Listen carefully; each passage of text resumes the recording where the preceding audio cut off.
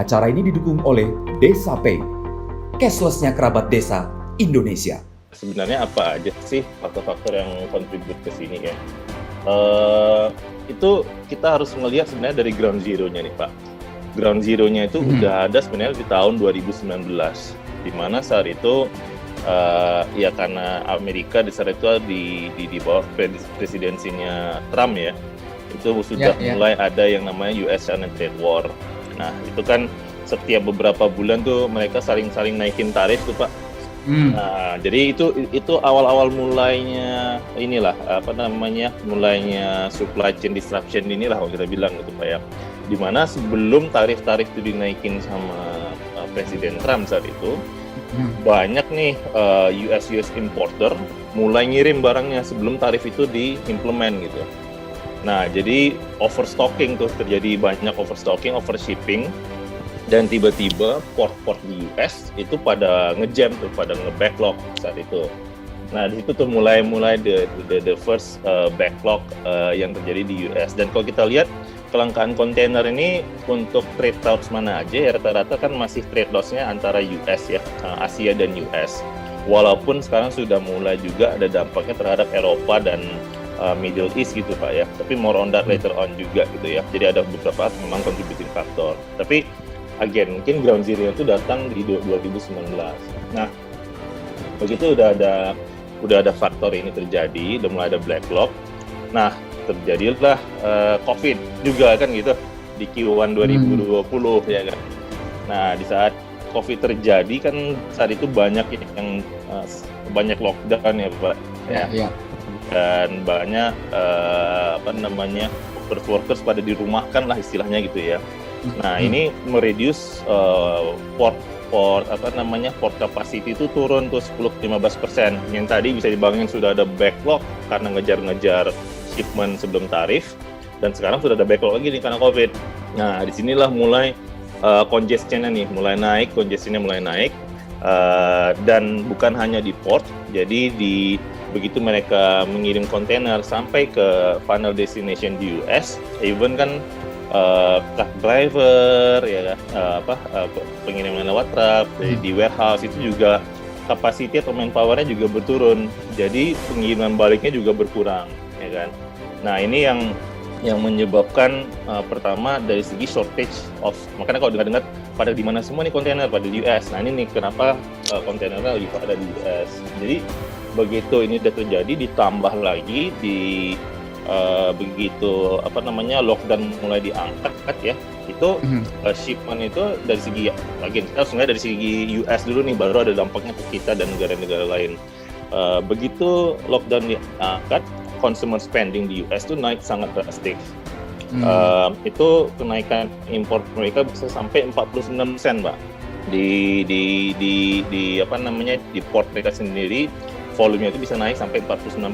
Itu di bulan Februari Maret 2021 lah ya. Begitu ekonomi berputar. Jadi agar ini yang menyebabkan backlog tadi gitu ya. Tadi mungkin di sana hanya butuh beberapa hari untuk kontainernya diturunkan. Ini sekarang mungkin butuh beberapa minggu, dan semua schedule integrity hancur-hancuran itu karena itu.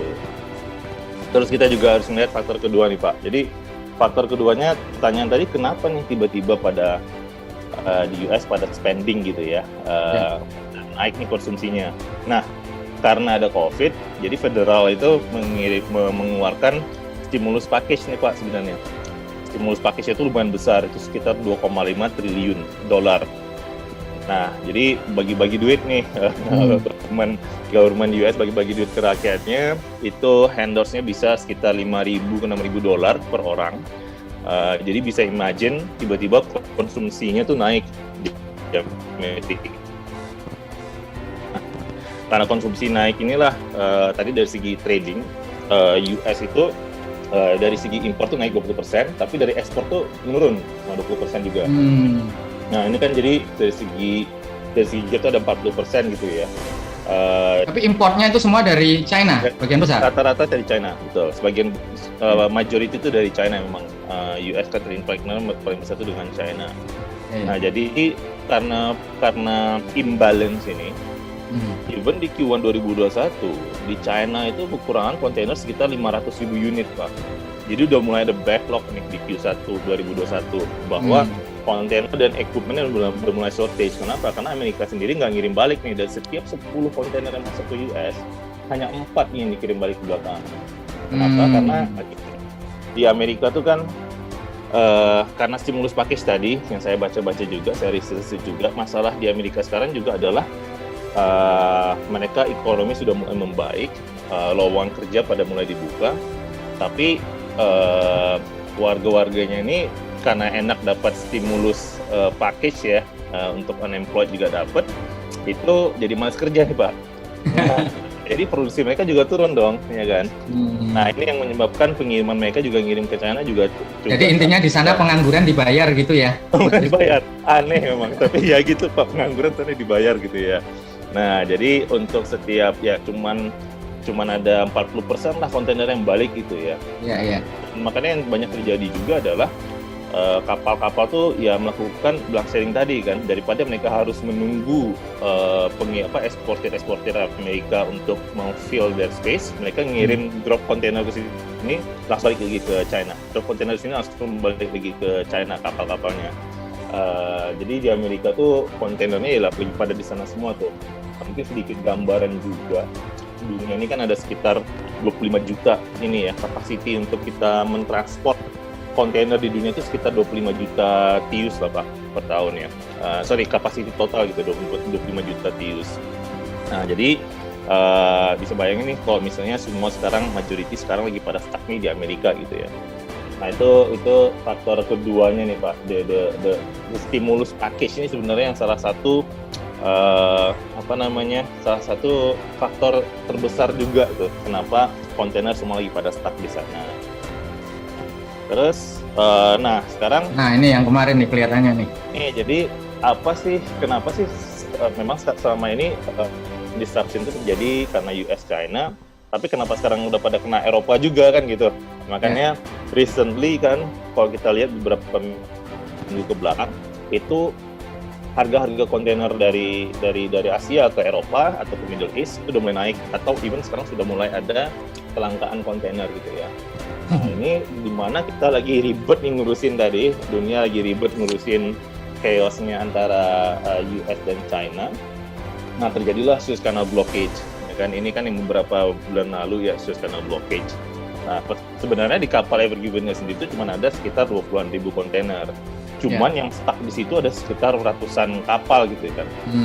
Total kontainer yang stuck di situ di Suez Canal karena blockage tadi itu ada sekitar 720 ribu kontainer, atau ini 3% dari total world container capacity.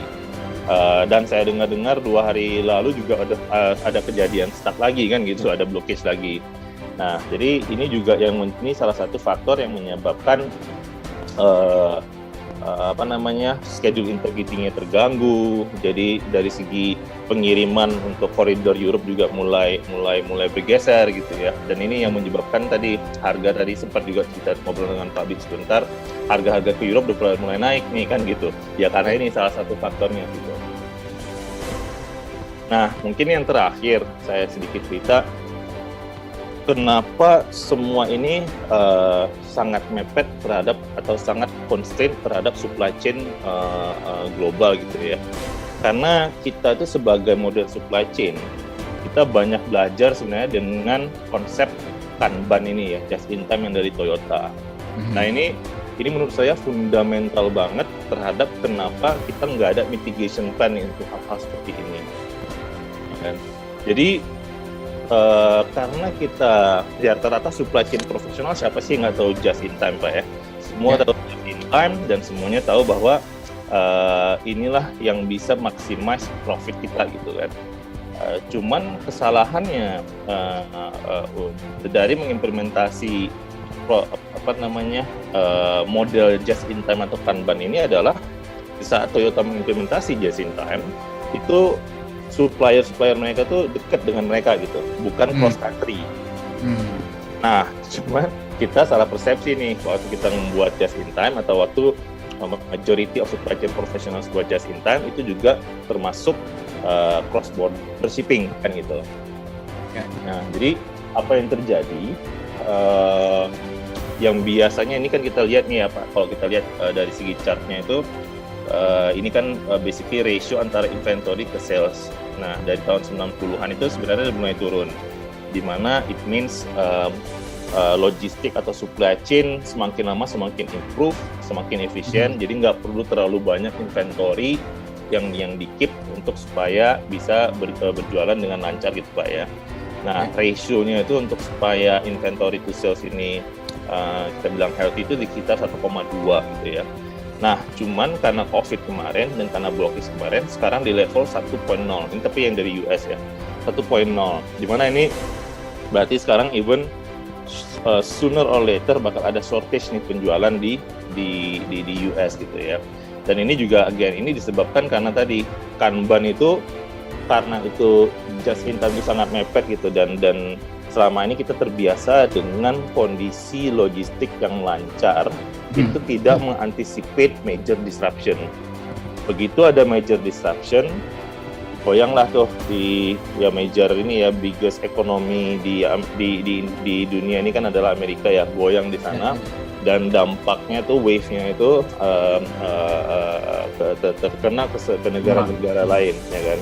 Nah, kenapa nih sekarang dari US China apa urusannya dengan Indonesia kan gitu.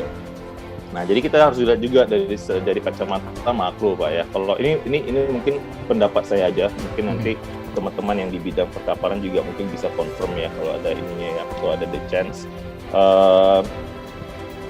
Dari sisi trade antara Indonesia dan US itu kita kira-kira itu sekitar 20 ke 25 billion ekspor dari Indonesia ke US.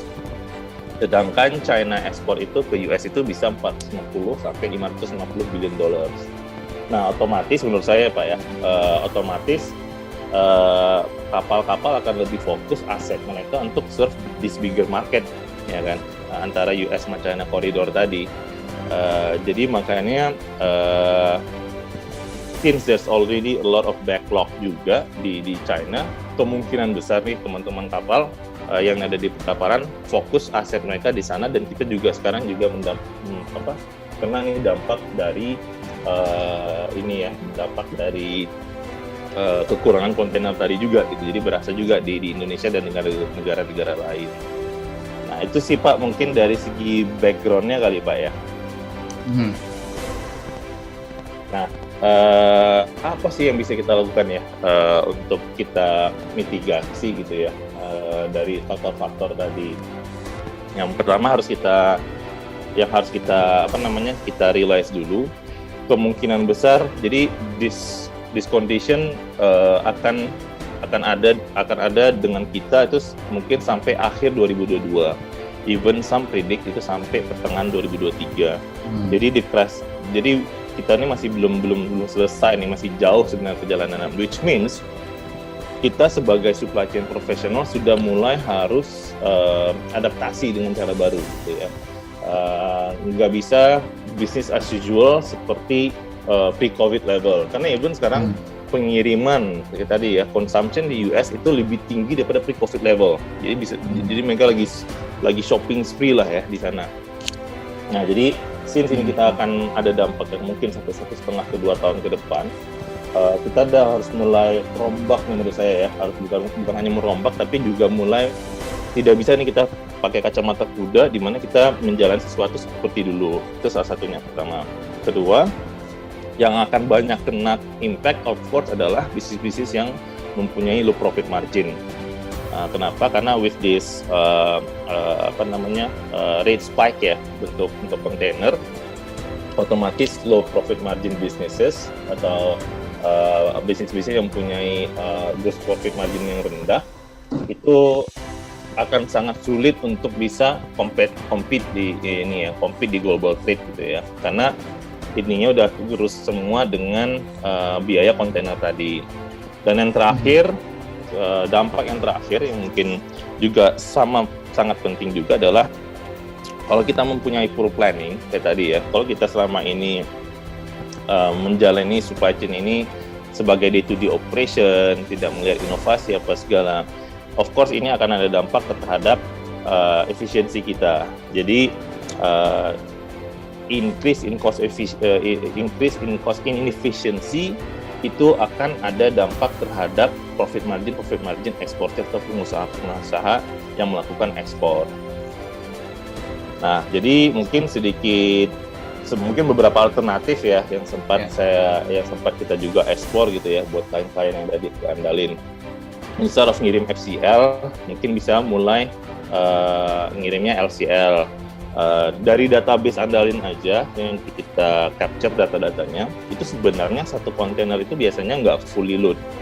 Misalnya ada klien yang ngirim satu kontainer, itu rata-rata itu hanya space kontainer itu hanya diutilize sekitar 60-70%. Berarti sebenarnya ada 30% yang volume itu nggak diutilize. In this kind of market itu kan jatuhnya inefficiency yang kita ngomong tadi Pak, inefficiency tadi kan.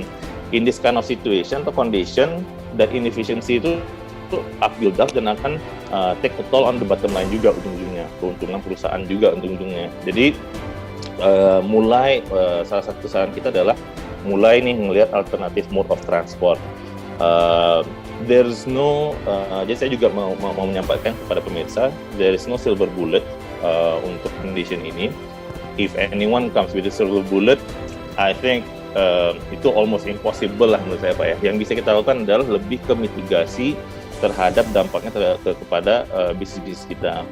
Jadi mungkin bisa menggunakan LCL, mungkin bisa yang tadinya di FCL bisa jadikan loose cargo. Kita juga dari Andalin juga lagi coba ekspor beberapa produk-produk baru untuk bisa cater to the needs of shipment ke US, atau mungkin bisa ke air freight. Itu mungkin salah satu alternatif modes yang bisa dicari lah atau digunakan oleh eksportir. Saya juga beberapa hari lalu coba melakukan quick calculation gitu Pak ya. Ternyata sekarang ngirim pakai LCL bisa jadi sama harganya dengan ngirim FCL. Ya, kalau kita breakdown dari segi cost per CBM-nya menggunakan FCL dan cost per CBM-nya menggunakan LCL sebenarnya itu 11-12 gitu Pak. Nah, selama ini kan kita mikir LCL pasti mahal gitu, LCL pasti mahal ya kan? Nah, karena lebih premium dia gitu kan dari segi harga. Ternyata kalau kita hitung matematiknya itu 11-12 Pak, malah in some cases malah lebih mahal FCL. Jadi itu mungkin selama ini karena kita udah terbiasa tuh ngirim FCL, jadi intinya adalah kita harus step back nih sebagai pengusaha, sebagai supply chain profesional, kita harus step back nih. Apakah our habit selama ini make sense nggak dengan the current condition? Karena matematiknya udah mulai pada berubah semua with this current condition ya. Nah, jadi itu juga salah satu ini kita. Nah yang kedua mungkin sudah mulai masuk ke penggunaan digital atau tech solution. Nah, apakah digital atau tech solution akan men-solve the supply chain atau container space crisis? Honestly speaking, enggak akan. Karena yang bermasalah sekarang adalah kondisi fisiknya sendiri gitu ya. Tapi dengan menggunakan digital dan tech solution, at least perusahaan kita bisa lebih efisien, dan dengan mempunyai efisiensi lebih tinggi ya, kita bisa mengerjakan hal-hal yang lebih added value, dan dari sinilah perusahaan atau eksportir Indonesia bisa lebih kompetitif. Kenapa? In this current condition, every little margin, every little increase in efficiency itu akan sangat menambah potential of survival lah during this crisis. Nah, digital teknologi apa aja sih yang ada sekarang di sana ya? Contoh, ada namanya index pricing visibility, ada freight management software, ada digital tracking, ada beberapa platform yang juga sudah mulai masuk ke ranah providing services yang membantu import-export, such as financing, insurance, and so on. Jadi mungkin ini sedikit gambaran gitu Pak ya. Ini yang biasa kita lihat juga di Andalin gitu ya. Kita bisa melihat juga nih kira-kira tren harga itu seperti apa gitu ya. Jadi kita bisa anticipate much better nih. Tren harga apa nih Mas Rifki? Ini harga kontainer dari Asia ya, dari tempat kita, dari Asia ke Amerika. Ada beberapa, ini bisa dibuka di Freightos. Jadi ini sebenarnya publik. Jadi bisa dilihat di sini. Kalau misalnya yang lebih detail sebenarnya ada, tapi lebih berbahaya gitu ya. Tapi sebagai eksportir nih, kan ini tips aja gitu. Sebagai eksportir, kalau bisa melihat tren harga dan somewhat bisa memberitahu nih kepada potensial customer yang ada di US atau di Europe, kan di Europe juga bisa lihat di sini. Menurut saya satisfaction terhadap dari klien eksportir seperti Indonesia itu lebih tinggi karena mereka nggak terkejut nantinya kan gitu.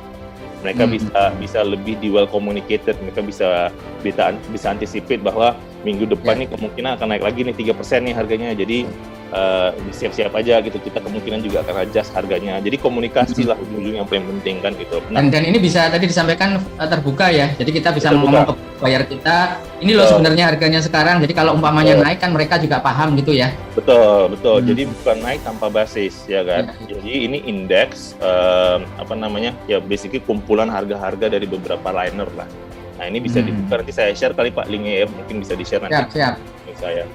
Nah ini dari Freightos, jadi bisa kelihatan. Jadi agen ini basically yang indeks pricing visibility tadi.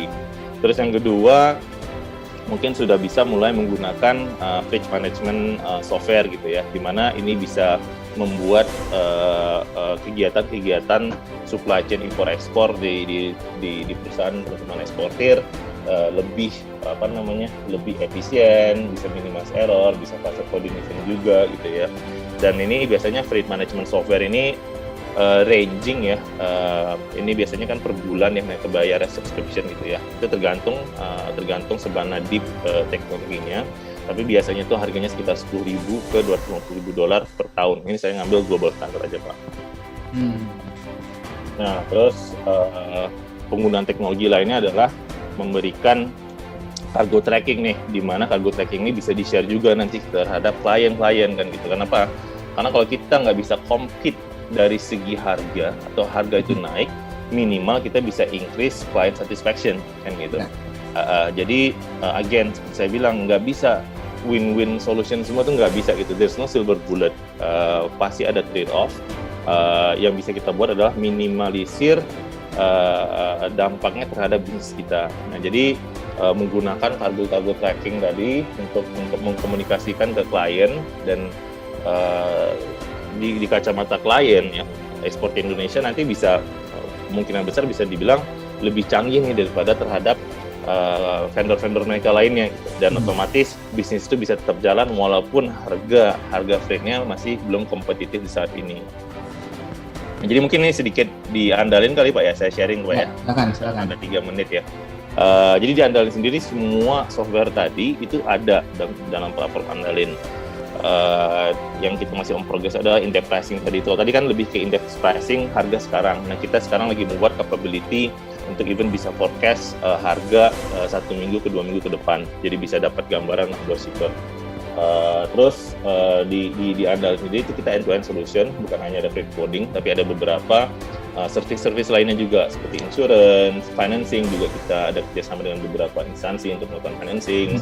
Kita juga ngebantu dari segi supply sourcing atau even membantu bukain pasar untuk mendapat klien-klien baru dari Alibaba Export Market. Nah jadi ini semua di dalam satu platform. Mungkin sedikit gambaran aja seperti apa sih platformnya. Nah, jadi masing-masing klien kita punya dashboard. Di dashboard itu mereka bisa manage shipment mereka bisa tracking, dan kita juga punya aplikasi mobile-nya nih. Mungkin kalau saya boleh sedikit share kali Pak ya gambarnya ya. Nah jadi ini demo account-nya diandalin. Jadi klien-klien kita tuh punya dashboard ini, mereka punya to-do list, tahu nih apa yang harus dilakukan, apa yang urgent item, ada notification, terus bisa lihat berapa cost savings-nya kalau ada, storage calculator. Jadi ini semacam widget-widget gitu Pak. Nah widget-widget untuk membantu klien-klien kita supaya lebih koordinasinya lebih bagus untuk melakukan pengiriman mereka. Tapi ini untuk FCL atau LCL juga Mas? Jadi kita ada FCL, ada LCL, ada air cargo juga. Jadi semua mode of transportation. Dan itu ada di dashboard ini juga, bisa ada semua ya? Jadi nanti sebenarnya sebagai klien tuh yang tadinya harus pakai email apa segala tuh tinggal masukkan di sini, mau kirim apa nih, air atau ocean gitu kan. Nah, tinggal dibuat aja sebenarnya di sini. Terus ya, jadi kalau misalnya kita lihat nih diandalin yang biasanya kita mungkin pakai ini ya, pakai email gitu ya. Ini mungkin bisa dilihat gambarannya. Nah, di sini bisa langsung ngobrol dengan tim yang diandalin, kita langsung tracking, harga bisa langsung dilihat di depan gitu ya. Jadi semuanya juga dilakukan lewat platform yang andalin. Nah, mungkin itu sih Pak, sedikit sharing saya Pak ya untuk first session di sesi talks ini kali Pak ya.